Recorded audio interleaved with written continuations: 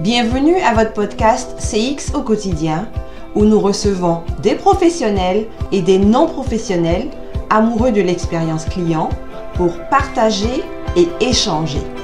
Mon nom est Julie Tano-Lawson, je suis votre animatrice et je vous souhaite une très belle écoute. Bonjour et bienvenue à cet épisode numéro 4 de CX au quotidien. Aujourd'hui, on reçoit Laetitia Massa. Bonjour Laetitia. Bonjour Julie. Qui nous rejoint de la Belgique. Actuellement, oui, même si on est entre la Belgique et le Congo et le Rwanda. Ok, parfait. Alors, vas-y, présente-toi Laetitia à notre public. Alors voilà, moi je suis Laetitia Massa, je dirige et je travaille au sein de Pinshasa depuis un peu plus de 3 ans maintenant. C'est lorsqu'on l'a fondé. Et avant ça, en fait, j'ai commencé il y a un certain nombre d'années, j'ai plus 15 ans, et j'ai commencé comme avocat, en fait. Et je suis spécialisée dans le droit de la propriété intellectuelle, le droit de l'Internet, le droit de la vie privée, le droit des marques. Okay. Du coup, pendant tout un temps, j'ai accompagné dans le secteur bancaire la protection de marques en ligne et hors ligne. Et à un moment donné, on s'est dit qu'on allait s'installer en Afrique. Okay. Et on a lancé une société, Pinshasa. Et comme juste avant de lancer cette société, j'ai accompagné une école internationale sur place à se lancer, puisque j'ai étudié également le marketing et la communication. Et donc, j'ai remarqué qu'il y avait pas mal de manques en ce domaine-là. Et donc, on a lancé Pinshasa au départ comme une société qui fournissait des pins pour offrir des cadeaux, faire preuve d'empathie et de faire du marketing de cadeaux. Et au fur et à mesure, le Covid aidant, on s'est recentré sur l'empathie. On a enlevé la partie purement physique et on a commencé à remonter les échelons pour aider nos clients, qui étaient toujours les mêmes, pour aider nos clients à résoudre leurs problèmes en remontant la chaîne. On en est arrivé à la conclusion que, en fait, on devait vraiment les aider à construire leur stratégie de marque, puisque c'est ce qu'on aidait déjà les entreprises à faire au travers de nos premiers produits. Du coup, aujourd'hui, Pinshasa fait essentiellement de l'accompagnement en stratégie d'entreprise, business, ensuite d'entreprise, marque, et ensuite d'expérience de marque. OK. Donc, vraiment le tout ensemble parce que, comme tu ne me contrediras pas, c'est vraiment un élément fondamental, l'expérience. Et donc, nous, on fait vraiment de l'accompagnement en expérience de marque. Et partout où il y a un besoin d'implémentation, on est capable d'implémenter tant au point de vue design qu'au point de vue communication en ligne et hors ligne, qu'au point de vue développement, parce que nous sommes aussi des codeurs dans l'entreprise. Donc voilà, on fait vraiment tout ça, mais avec le focus sur l'empathie et sur la construction de marque. Quand je dis marque, on va en reparler, j'imagine, mais vraiment sur une construction de marque sur le très, très long terme, pour l'entreprise ou l'institution. OK, parfait. Alors, c'est intéressant parce que je ne connaissais pas l'histoire de Pinshasa et c'est intéressant de l'entendre là. Et là, aujourd'hui, effectivement, tu te spécialises en gestion de marque et on va parler aujourd'hui de justement la gestion de la marque et l'expérience client, comment marier ces deux ensemble. Je vais te demander dans un premier temps d'expliquer c'est quoi la gestion de marque. On va parler de branding généralement. On va utiliser le terme branding durant notre entrevue parce que c'est le plus connu. Donc, alors, c'est quoi le branding? Mais déjà, merci pour la question parce que tout le monde part du principe qu'il sait ce que c'est et c'est l'une des notions les moins comprises de ce qu'on a vu. Parmi les grands, que ce soit du marketing, de la communication, tout le monde utilise le terme brand un petit peu pour dire tout et n'importe quoi. Le branding, c'est pour eux un logo, un design, ou à la limite de la communication. Mais donc, une marque, c'est pas nécessairement un nom, c'est pas nécessairement une entreprise, c'est pas nécessairement tout ce qu'on croit qui est une marque. Une marque, en réalité, et ça, j'en veux le pape officiel du branding, Martin Neumayer, donc je n'ai rien inventé, là-dessus, donc je vais lui rendre hommage. Mais une marque, c'est en fait un sentiment. C'est un sentiment viscéral qu'une personne ou un groupe de personnes a envers soit une entreprise, soit un produit, soit un service. Et donc, ce sentiment qui est viscéral, par définition, les viscères, c'est quelque chose qui vient des tripes, donc on ne peut pas le contrôler. Et à partir du moment où une personne ne peut pas contrôler son sentiment vis-à-vis d'une marque. La seule chose que l'entreprise peut faire, évidemment puisqu'elle ne peut pas le contrôler non plus, c'est en fait l'influencer. Exactement. Et donc, quand on parle de branding, on parle de l'ensemble des actions qui sont mises en place par l'entreprise pour influencer le sentiment viscéral dont elle sait, en tout cas les entreprises qui comprennent ça, savent qu'elles ne peuvent absolument rien contrôler, et ce n'est pas en disant nous sommes les meilleurs que ça va faire une différence, c'est vraiment en influençant ce sentiment viscéral à travers tous les points de contact et tous les contacts qu'un groupe de personnes a avec l'entreprise, ses produits, ses services ou son histoire. Et donc, c'est ça, en fait, le branding. C'est fascinant, en fait, ça crée c'est tout à fait en accord, en fait, avec l'expérience client. Ça fait totalement partie de ça. C'est-à-dire que nous, on ne parle même plus de marque, on parle d'expérience de marque. OK. On considère vraiment que la marque, c'est l'expérience de marque. OK. Pas la différence entre les deux, même s'il y a un chemin. Hein. Il y a deux grandes différences qu'on fait. Nous ne sommes pas des grands spécialistes comme toi en CX, etc. On fait du CX, mais pour construire la marque. OK. Donc, la marque, c'est d'abord en quoi est-ce qu'une entreprise va construire une relation émotionnelle avec son public, de telle sorte qu'elle crée une préférence, en fait, avec ce public. Donc là, je fais une parenthèse, c'est que quand on fait un achat, en fait, c'est un acte émotionnel qu'on justifie intellectuellement après coup. Et en fonction de notre force à justifier, on va être très bon pour dire non, parce que les chiffres étaient ceci, les caractéristiques étaient cela, mais en fait, non. Le choix qu'on fait lorsqu'on a le choix, il faut le dire, c'est dû essentiellement à la marque pour tout ce qui est important pour nous. Et donc, c'est très proche de l'expérience parce que côté CX, si le service client a été bon, on va avoir en fait soit un a priori positif si c'est quelqu'un d'autre qui nous a raconté son expérience client, soit un a priori négatif si y a quelqu'un qui se plaint sur les réseaux sociaux, par exemple, par rapport à une marque.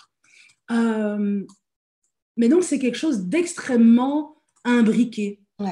On a d'une part le fait qu'on veut créer une préférence émotionnelle, et d'autre part le fait que pour créer cette préférence émotionnelle, on doit savoir quels sont les points de contact où elle se crée et soigner chacun de ces points de contact. Parmi les points de contact, il y a évidemment les points de contact face consommateur, même s'il y en a d'autres. Mais voilà, c'est un peu ça qui compose vraiment ce qu'on essaye d'aider les marques à faire. Et alors, comment tu aides une marque à faire ça? C'est quoi les étapes? C'est quoi le processus? Mais en fait, c'est très simple. Non, c'est pas très simple. C'est pas très simple, il faut pas mentir. C'est-à-dire qu'on a créé un processus que nous, on estime simple pour que la marque puisse directement se situer. La première chose qu'on fait avec l'entreprise, en général, ce sont des entreprises actuellement, même si on va commencer avec les institutions, parce que les institutions, les pays, ce sont aussi des marques. Il y a des marques pays, etc. Bon. D'abord, on voit avec l'entreprise quelle est sa situation, à quel point elle est unique, à quel point elle est radicalement différente et de manière évidente, et sur quel point elle est différente de tous les autres acteurs de son secteur. Et en fonction du diagnostic, donc de ces points, on cote les entreprises pour leur bien. En fonction de ce diagnostic, eh bien, on détermine ensemble ce qu'il faut absolument faire. Et en général, jusqu'à présent, ce qu'il faut absolument faire, c'est, première chose, trouver quelle est la guerre de l'entreprise. Une entreprise qui veut vraiment être une marque doit savoir pourquoi est-ce qu'elle est là. Et son pourquoi, c'est le plus important. En général, une entreprise qui a du sens et de l'intérêt, c'est une entreprise qui va finir par être une grande entreprise, une grande marque aussi. Et donc, on cherche son pourquoi, sa guerre. Et sa guerre, c'est contre quoi elle se bat. En général, contre un statu quo, etc. Donc, on cherche avec l'entreprise quelle est sa guerre. Comme ça lui permet de se distinguer de tous les autres acteurs de son secteur, indépendamment des produits et services. Voilà, parce que nous, on part du principe que les produits et services, ce sont des commodités en soi. Il n'a jamais été aussi facile aujourd'hui de reproduire quitte à faire du rétro-engineering, les produits et services de nos concurrents, et que donc le vrai jeu ne se produit pas là. Donc on trouve une guerre. La première chose, c'est qu'on trouve avec l'entreprise, en général le fondateur ou les dirigeants, la guerre profonde de l'entreprise. Une fois qu'on a trouvé cette guerre, on voit avec l'entreprise et l'audience qu'elle a décidé d'adresser avec la guerre. Hein. On a des termes un peu guerriers, hein, donc c'est soldat. C'est ce que j'ai constaté. Je me dis, ok, d'accord, on est en guerre là. Ah non, c'est une guerre, c'est une guerre. Et donc, on détermine son audience. On va voir auprès de son audience si vraiment cette audience est dans la même guerre. Parce que ce qui est important pour une entreprise, c'est de voir dans quelle mesure il y a des gens qui ont le problème majeur qu'elle veut résoudre. Ouais. Et donc, on essaye de voir quelle est la différence entre ceux qui considéreraient les produits et services de l'entreprise comme une commodité et ceux qui, face aux produits, services et la guerre de l'entreprise, se diraient « Ah, enfin !» Et donc, on les trouve. C'est la deuxième chose qu'on fait. Une fois qu'on a ça, on a un match entre la guerre de l'entreprise et la guerre de son audience. Si c'est la même guerre, alors on peut passer à l'étape d'après. Et l'étape d'après, c'est l'humanisation de l'entreprise. Et comment tu fais tes recherches? Comment ça se fait les recherches pour une entreprise qui n'est pas forcément une grosse entreprise? Elle fait comment cette recherche-là pour trouver sa guerre, trouver la guerre de sa clientèle cible, puis la matcher? Excellente question. Alors, on a vraiment un framework qui permet d'aller beaucoup plus vite, de poser des questions. On utilise, je ne sais pas si tu connais un petit peu le principe, mais il y a toute une série de modes d'ateliers, que ce soit en creative problem solving ou en design thinking. On utilise une série de méthodes qu'on gamifie et qui nous permet de sortir l'essence de ce que le fondateur, et c'est pour ça que je disais qu'on a généralement en face de nous des fondateurs, de ce que le fondateur a voulu. Et ça, c'est pour la guerre. On trouve d'abord ce qui est dans ses tripes à lui. D'accord? Et en général, il dit qu'il ne s'en rendait pas compte, mais voilà, on trouve d'abord ça. Ensuite, on fait de la recherche utilisateur. Alors, ça dépend si l'entreprise a déjà un certain nombre de clients ou pas. Si l'entreprise a déjà un certain nombre de clients, eh bien, on fait ce qu'on appelle du data mining, c'est-à-dire qu'on fait une analyse des données pour déterminer des profils. Les habitués du CX parlent sans doute de persona. On dresse pour y arriver une empathy map. Et donc, toute une série d'outils qui nous permettent d'établir des hypothèses que le client va lui-même valider ou que nous, pour le client, donc en fonction des formules qu'il prend, nous allons valider avec des vraies personnes pour savoir si effectivement, est-ce que cette guerre existe pour eux et est-ce que la manière dont eux, ils ont envie de la mener est la manière dont l'entreprise a envie de la mener. Ok, parfait. Et c'est comme ça qu'on fait pour la première. Une fois qu'on a cela, un match, on va sur la personnalité.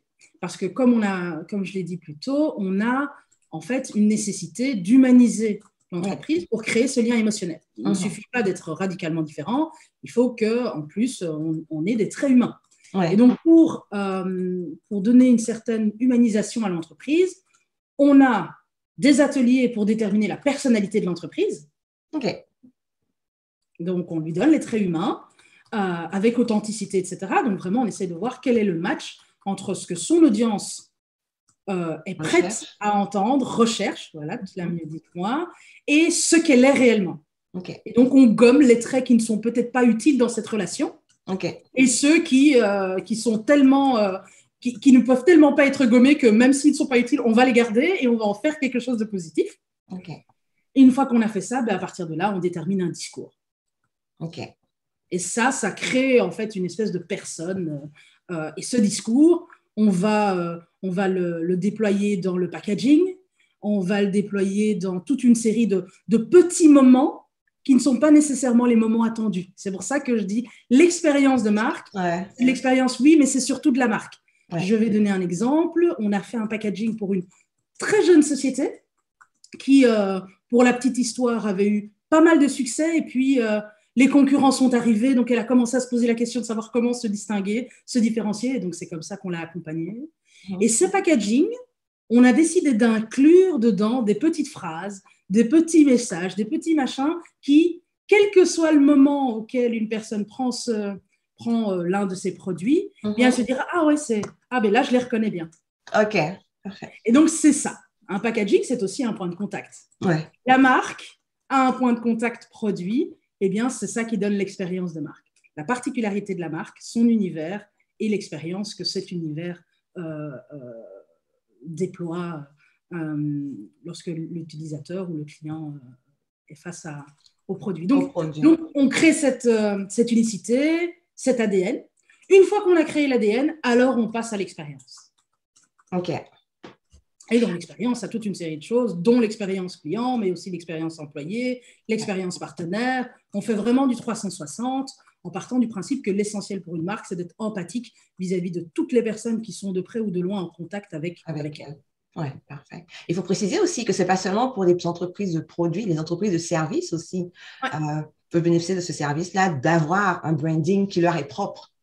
Complètement, parce qu'en fait, on a tous un branding. À partir du moment où c'est un sentiment viscéral, soit une entreprise n'a pas de branding, c'est-à-dire qu'elle est prise comme une commodité. Et alors là, elle peut se faire du souci parce que la seule issue qu'elle a, c'est de baisser toujours ses prix. Donc, elle va mourir. Soit, il y a un sentiment vis-à-vis de cette entreprise, mais qui peut ne pas être le sentiment qu'elle veut produire. Et donc, quand on dit branding, c'est est-ce qu'on les influence dans le sens que nous, on veut, qui nous est profitable. Je donne un exemple très simple. Par exemple, l'exemple de cette entreprise qu'on a accompagnée, elle avait un branding qui était très fort, mais c'était un branding en mode cute. Okay. Donc, les gens trouvaient ça mignon. Elle, ce dont elle avait besoin, c'était un branding premium, puisque les prix qu'elle pratiquait, c'était du premium, pas du cute.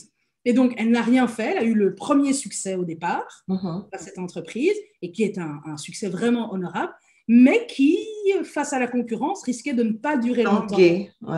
Parce que ce n'était pas l'influence qu'elle voulait avoir. Elle voulait avoir une autre influence. Donc, on a tous une marque. Il faut qu'on sache si la marque qu'on a, c'est celle qu'on veut avoir. Et comment la développer. Qu'on soit un service ou une marque de produit, qu'on soit en B2B, que nos interlocuteurs soient des entreprises, ou qu'on soit en B2C, donc que ce soit des consommateurs, parce qu'en fait, ce sont tous des humains. La seule chose qui change, c'est le B2B, en général, fait des achats qu'il sait être des investissements, là où le B2C fait des achats qu'il prend généralement pour un coût, souvent parce que ça sort de sa poche. Mais à part ça, ça ne change rien. Tout le monde doit avoir une marque, tout le monde doit y penser. La particularité des personnes qui font du service, c'est que la marque personnelle et l'autorité sur le sujet est peut-être beaucoup plus importante à avoir et à construire pour pouvoir construire la marque de manière générale. De manière générale, exactement. Alors, c'est quoi les challenges et les défis qu'on peut rencontrer justement en voulant créer son branding, en voulant créer sa marque?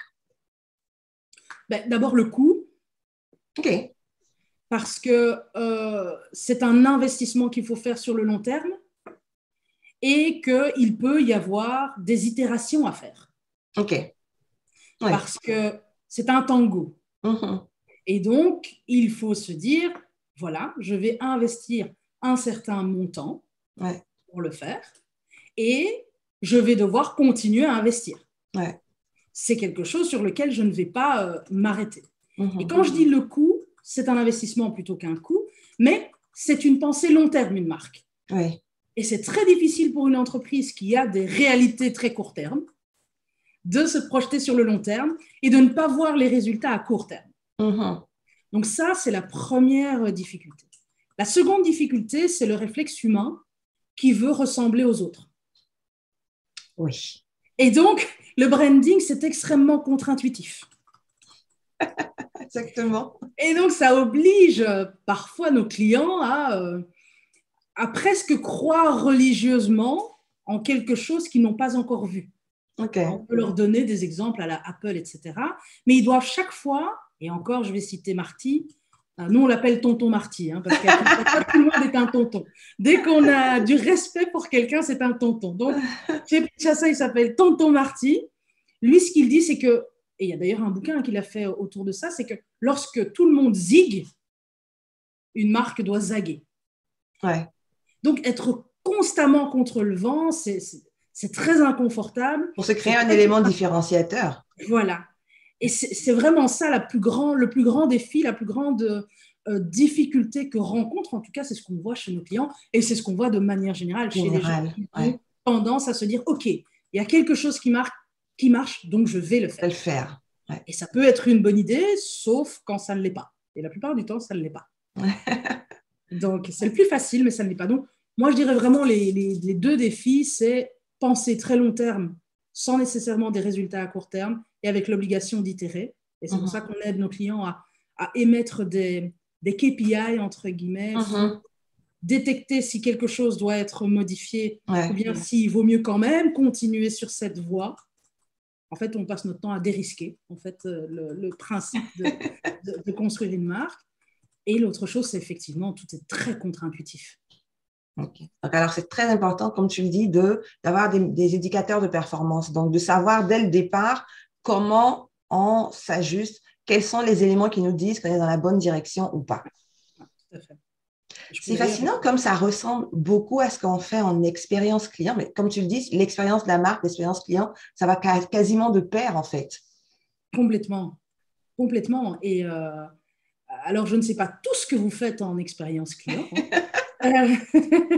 mais j'ai l'impression que la mode de l'expérience client, je dis mode même s'il y a ceux qui étaient là depuis toujours et qui le clamaient partout, mais que personne ne voulait entendre, mais la mode de l'expérience client va de pair avec l'augmentation de la concurrence entre les entreprises. Oui, effectivement. Donc, elles commencent seulement à se poser la question de savoir comment elles vont pouvoir se différencier. Exactement. Et voilà, c'est toujours de la différenciation. C'est toujours de la différenciation, effectivement, comme tu dis. Et l'autre chose qui est intéressante aussi, c'est que si à chaque point de contact, par exemple, quand on va créer la journey mapping du client, je veux dire, si à chaque point de contact et à chaque interaction, ce sentiment viscéral, OK, du service bien fait, donc de la connaissance de notre client s'accompagne de ce branding-là, écoute, on crée un sentiment très fort dans notre client. Oui, c'est-à-dire qu'en fait, vous créez un monopole. Exactement, quasiment. Le principe du branding, c'est de créer un monopole fictif, mais plus réel que n'importe quel autre monopole, c'est le monopole émotionnel. Émotionnel, ouais. Donc, si dans le CX, vous ajoutez la couche brand, indépendamment des KPI, des gens des NPS que vous aurez peut-être sur le moment de la commande, c'est ça, hein, c'est le NPS, parce que nous, on travaille avec ça, mais je sais qu'il y en a plein d'autres qu'on ne maîtrise pas autant.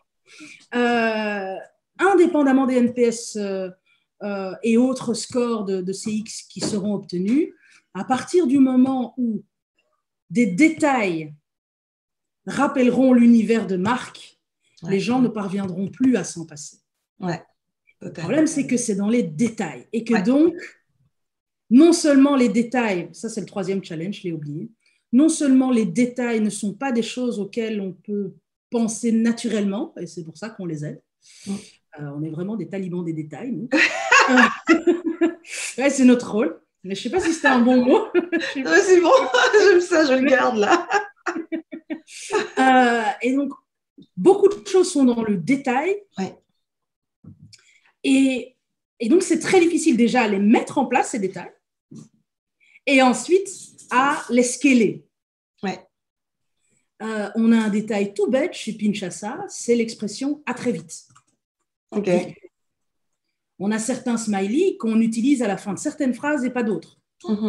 Alors, ça fait une différence. Certains de nos clients quand on ne les met pas ou quand certains de nos collaborateurs ne les mettent pas, ils se disent tiens, il y a un problème. Qu'est-ce qui se passe aujourd'hui?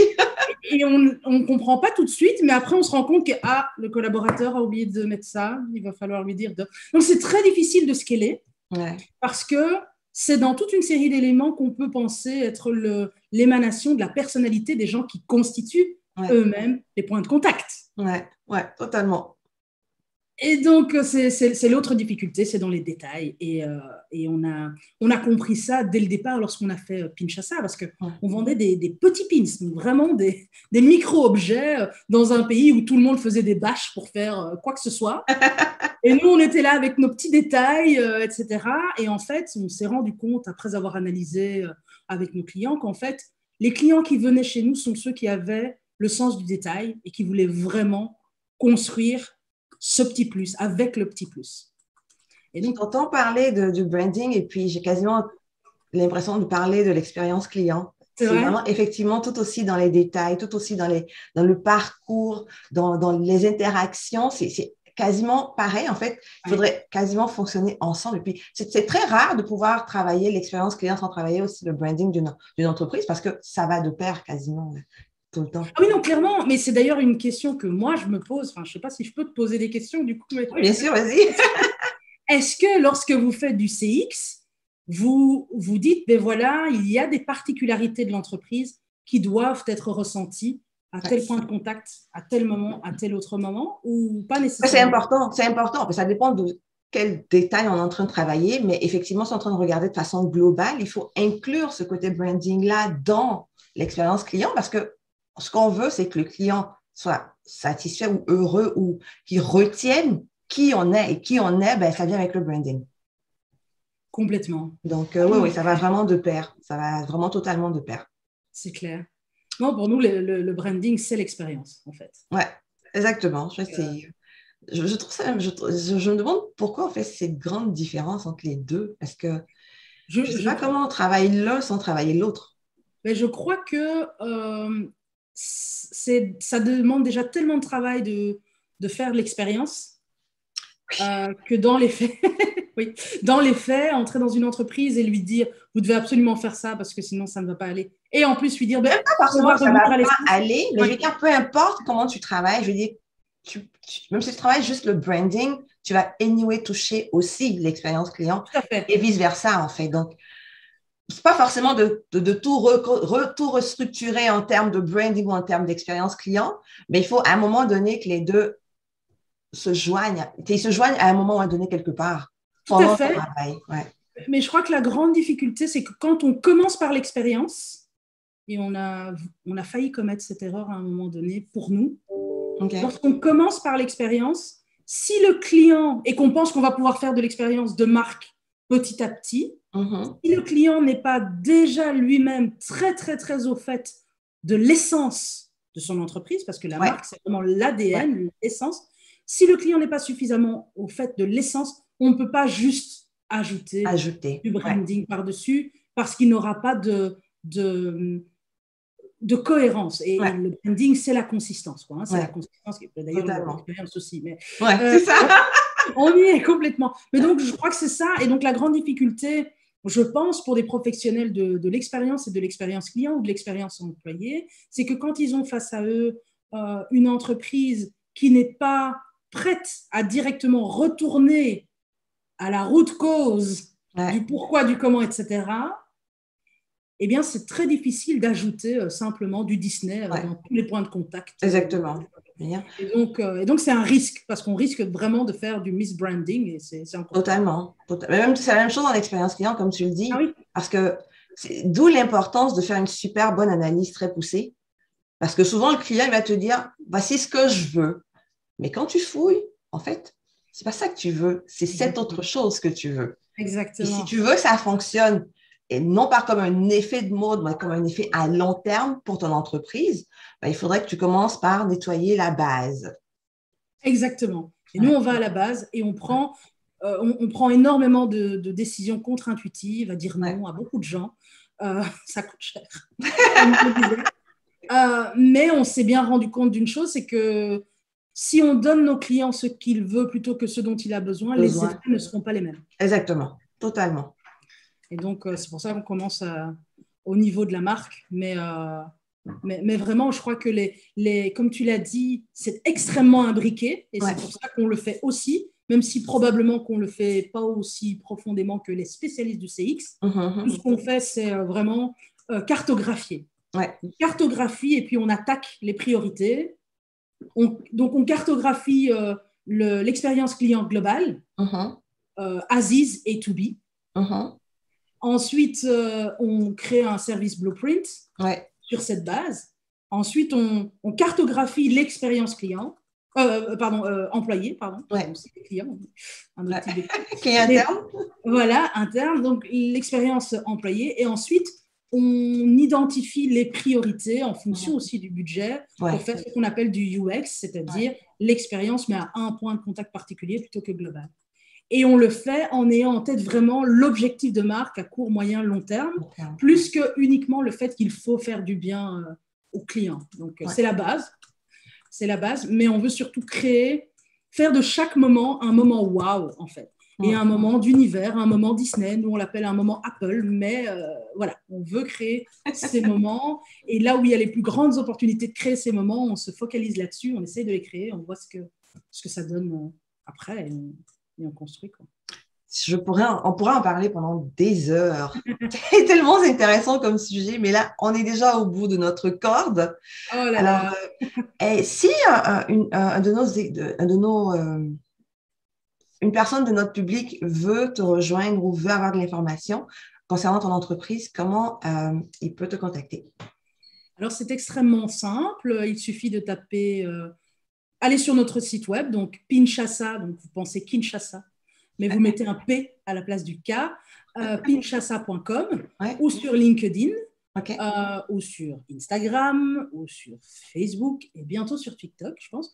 Ou bien envoyer simplement un email à contact@pinchasa.com, ou encore, si la personne n'est pas fan des emails et qu'elle est prête à directement avoir une première consultation offerte en ligne avec nous, avec notre équipe, elle peut aller sur le site pinchasa.com, cliquer pour réserver un appel et en fonction de l'agenda qui sera disponible, réserver et on aura une petite demi-heure ensemble avec plaisir. Écoute, c'est aussi avec plaisir que j'ai passé ce temps avec toi, Laetitia. Merci. Je te remercie encore. Alors, merci à tout le monde de nous avoir écoutés et on se retrouve dans 2 semaines pour un nouvel épisode. Merci, Laetitia. Ciao.